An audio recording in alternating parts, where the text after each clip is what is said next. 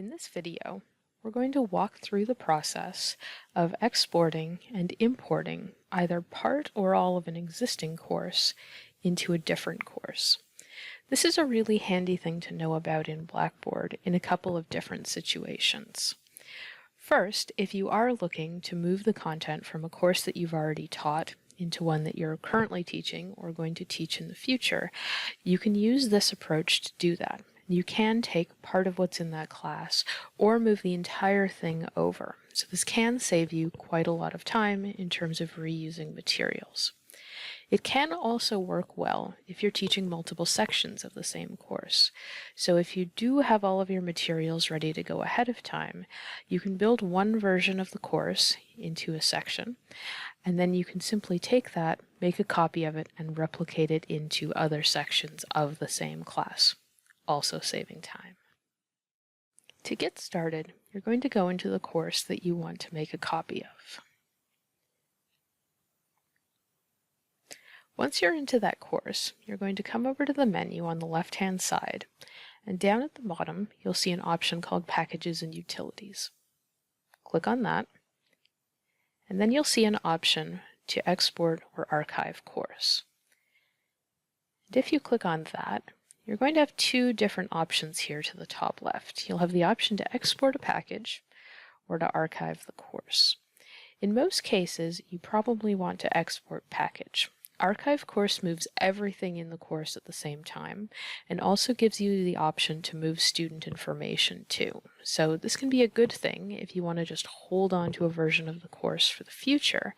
But in most cases, if you want to be a little bit more selective and you don't need that student information, you can just choose export package.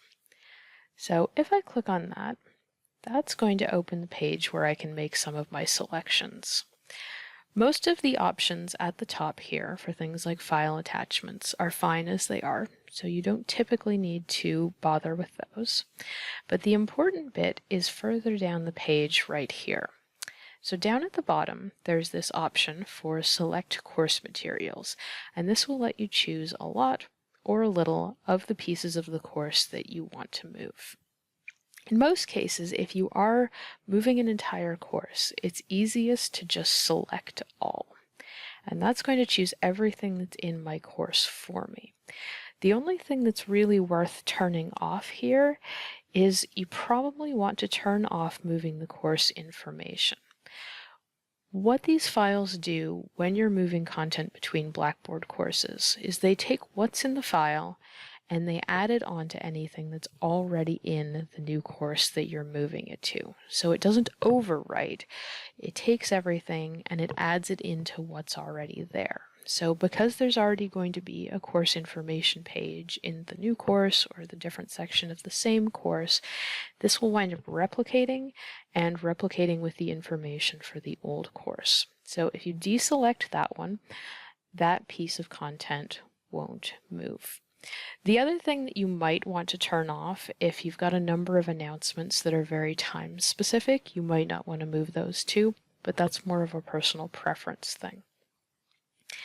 Now, if you do have a number of different things in your course and you do want to be more selective about what you move, you can certainly turn some things off. So if you used blogs this semester but you don't like them and aren't going to use them next semester, you can turn something like that off.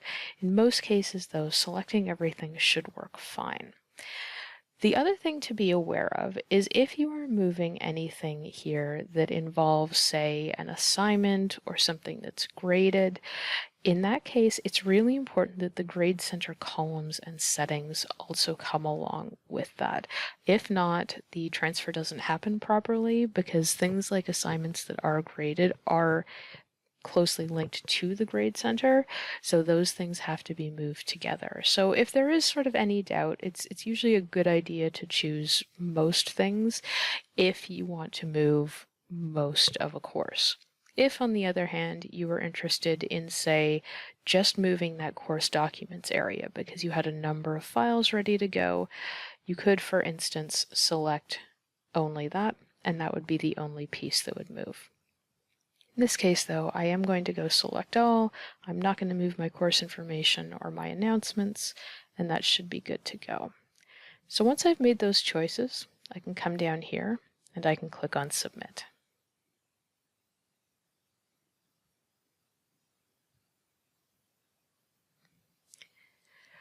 Once I've clicked on Submit, I will get a notice that says this action has been queued, and I'll get an email when that process is complete. That email will come to my campus email, but I can also just sit here, and you'll notice there's nothing down here in this packages section, but there is a refresh button. So if I just click on that,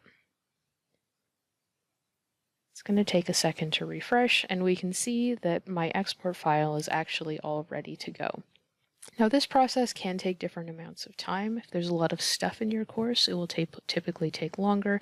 If the server is really busy, it will again typically take longer.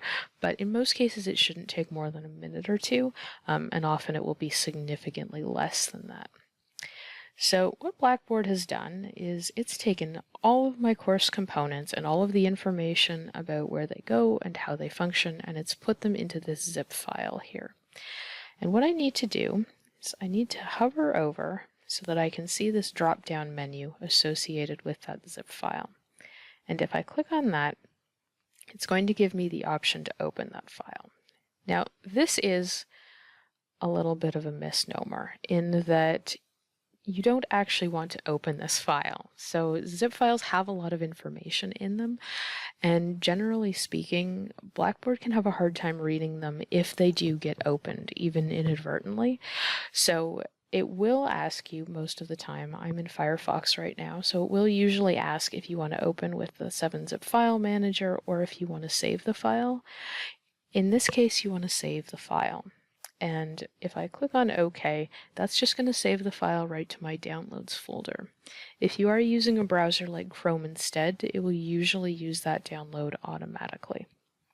In some cases, depending on the computer and the browser that you're using, you may find that the file is automatically downloaded and then opened, which can be a little bit of a problem sometimes.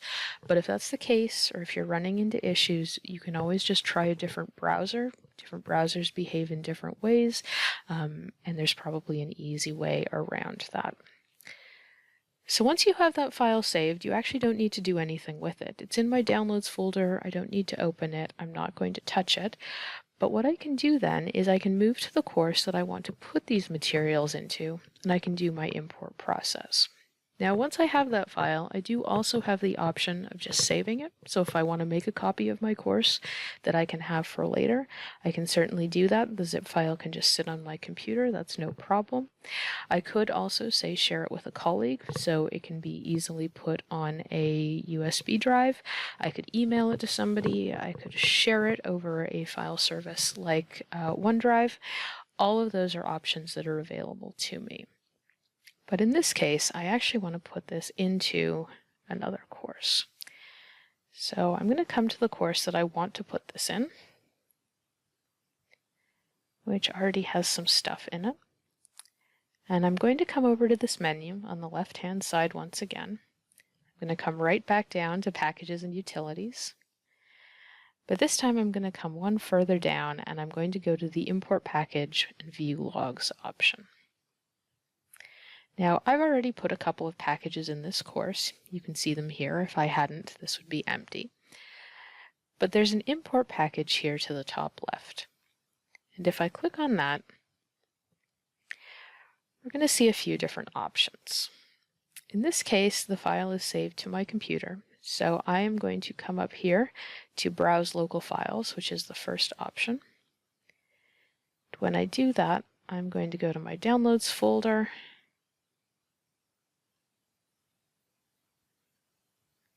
and I'm going to look for my export file. Now, mine are arranged by date, so we can see that my export file is sitting right here. It will be called export file with the name of the course after it. If you're having a hard time finding it, do try rearranging by date. It's usually the easiest way to find the file that you're looking for. So I will click on that, and I will click on Open to select it, and I can see that the file name has come up here. And then once again, if I come most of the way down the page, I also have this option to select course materials here. So I can once again make some choices about what I want to move into my course. In this case, I am going to go with select all because I want to replicate everything that I've got in that initial course over here. And then once I've chosen what I want, I'm just going to click on Submit. And we can see up here that the import is waiting and the action has been queued. And once again, I will get an email to my college email once this is ready to go. Once again, it may take 30 seconds, it might take a minute or two, depending on how much is in here. But generally speaking, it shouldn't take very long at all. And so if I come up and I refresh this page, I can see that my December 2nd import is here now. And if I start going through and having a look at my content, I can see that some of the pieces that I know should be there have in fact been added, and everything is as I want it to be. So that's how you can move some stuff between different iterations of the same course. It's a great thing to know about in terms of saving some time and making your life that much easier once you've already got things set up the way you want them from your course. And if there is anything you don't want or things you need to move around after the fact, that's easy enough to do too. So it is a very straightforward process, and hopefully that will help to save you some time.